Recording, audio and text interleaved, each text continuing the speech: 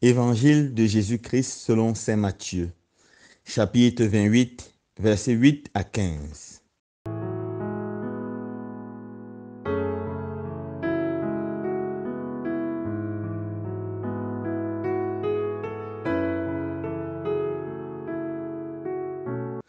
En ce temps-là, quand les femmes eurent entendu les paroles de l'ange, vite elles quittèrent le tombeau, remplies à la fois de crainte et d'une grande joie. Elles coururent porter la nouvelle à ses disciples. Et voici que Jésus vint à leur rencontre et leur dit, « Je vous salue. » Elles s'approchèrent, lui saisirent les pieds et se prosternèrent devant lui. Alors Jésus leur dit, « Soyez sans crainte, allez annoncer à mes frères qu'ils doivent se rendre en Galilée. C'est là qu'ils me verront. » Tandis qu'elles étaient en chemin, quelques-uns des gardes allèrent en ville annoncer au grand prêtre tout ce qui s'était passé. Ceux-ci, après s'être réunis avec les anciens et avoir tenu conseil, donnèrent aux soldats une forte somme en disant, « Voici ce que vous direz. Ces disciples sont venus voler le corps la nuit pendant que nous dormions.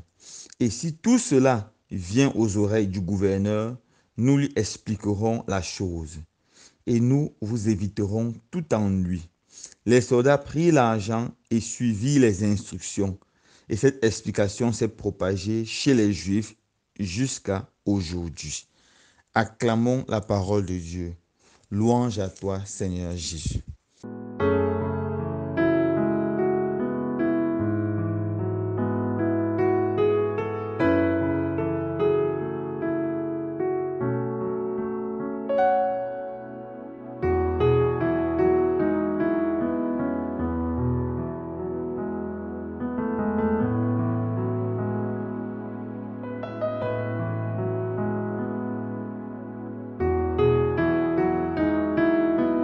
Chers frères et sœurs bien-aimés, aujourd'hui, nous célébrons le deuxième jour de l'octave pascale.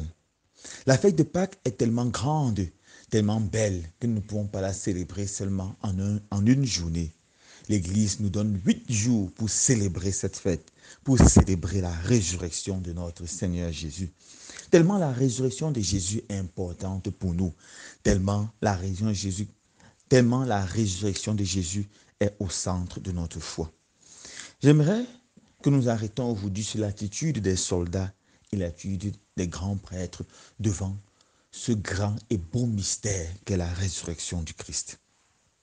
Les soldats sont les personnes qui ont été témoins de la résurrection de Jésus. Les apôtres n'étaient pas là. Même Marie-Madeleine qui a vu Jésus le premier n'était pas là. C'est les soldats qui étaient là. En train de veiller à la tombe de Jésus, subitement, ils ont été témoins d'un tremblement de terre. Ils ont vu la pierre se rouler du tombeau. Ils ont vu certainement les anges du ciel descendre. Et ils ont vu Jésus sortir du tombeau avec grande puissance et avec grande gloire. Ils ont été témoins de la résurrection. Devant ce phénomène extraordinaire, ils ont couru et ils sont allés voir les grands prêtres et ont tout rencontré aux grands prêtres. Jésus est ressuscité. Il est vraiment ressuscité. Immédiatement, les grands prêtres se réunissent en conseil. C'est une réunion d'urgence, une réunion de crise. Et après cette réunion, ils décident de donner une forte somme d'argent aux soldats en leur demandant de dire qu'ils dormaient. Et pendant leur sommeil, les disciples de Jésus sont venus voler le corps. Et devant la forte somme d'argent, les soldats vendent leur conscience, vendent la vérité et acceptent de propager les mensonges. Regardez à quel point les soldats, à quel point l'argent peut faire des choses terribles dans la vie des hommes. L'argent avait poussé Judas à trahir Jésus. Maintenant, devant une forte somme d'argent, les soldats vendent leur conscience et préfèrent vivre dans le mensonge. L'argent les rend tellement aveugles qu'ils disent des choses qui ne tiennent pas. Comment est-ce que vous étiez en train de dormir et vous avez vu les disciples de Jésus venir porter son corps et s'enfuir? La garde romaine était faite de 60 soldats et la punition pour les soldats qui dormaient pendant la garde, c'était la peine capitale, c'était la mort. C'est pour ça que les grands prêtres leur disent, n'ayez pas peur, si ça arrive à Pilate, on va gérer la situation.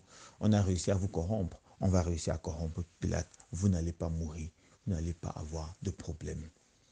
Comment est-ce que les disciples de Jésus, un petit groupe de poltrons qui s'est échappé à l'heure de la croix, peut oser venir attaquer un groupe de 60 soldats armés jusqu'aux dents? Quelle incongruité. Regardez comment l'argent pousse ces soldats à mentir sans scrupule. Deuxième groupe de personnages que j'aimerais regarder, ce sont les prêtres. Les prêtres étaient les ennemis de Jésus. Les grands prêtres étaient les ennemis de Jésus. À l'époque de Jésus, la religion juive avait atteint une décadence indescriptible. Les grands prêtres étaient supposés enseigner la parole au peuple, conduire le peuple vers la sainteté et vers la vérité. Mais on les voit ici qui s'opposent à la vérité avec acharnement. On a vu comment ils ont comploté. Ils ont réussi à faire mourir Jésus. Maintenant, les soldats viennent leur dire la vérité. Ce Jésus que nous avons tué n'est pas mort. Il est vivant. Voilà ce qui s'est passé.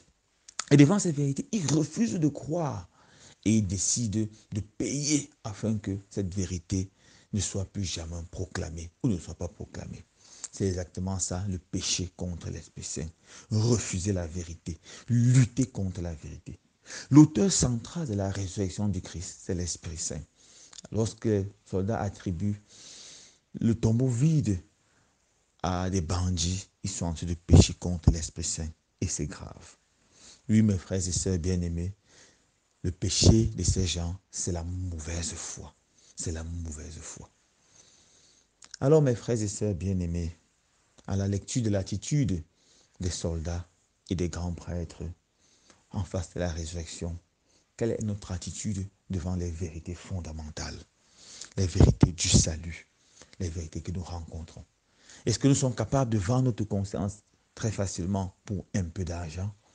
Est-ce que nous sommes capables de lutter contre la vérité à tel point que nous n'hésitons pas à nous compromettre? Si c'est le cas, que le Christ ressuscité nous touche et nous convertisse. Je conclue par vous raconter cette histoire qui est tirée du livre du poète anglais John Edward Mansfield.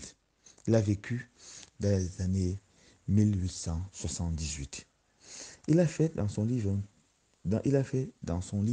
intitulé Le procès de Jésus une très belle scène.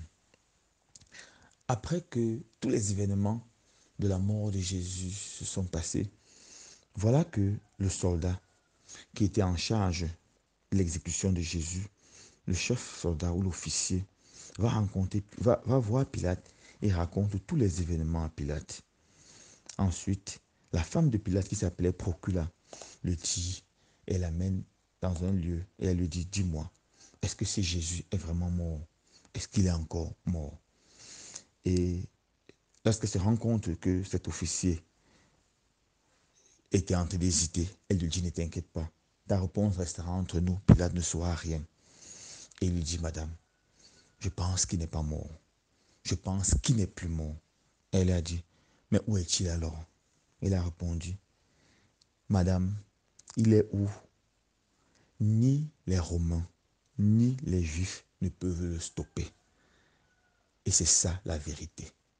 Ni les Juifs, ni les Romains ne pourront stopper cette vérité. Ce Jésus est ressuscité. Et c'est vrai, mes frères et sœurs, il est vivant, il est ressuscité. Loué soit Jésus-Christ.